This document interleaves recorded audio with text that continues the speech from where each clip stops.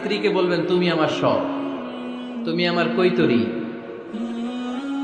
তুমি আমার টুনটুনি, তুমি আমার ময়না পাখি, তুমি আমার সোনা পাখি। ওই যে কয় কলিজা, তার মানে প্র্যাকটিস চলে বাসায়।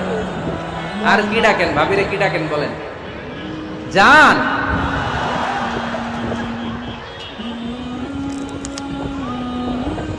জান ডাকেন।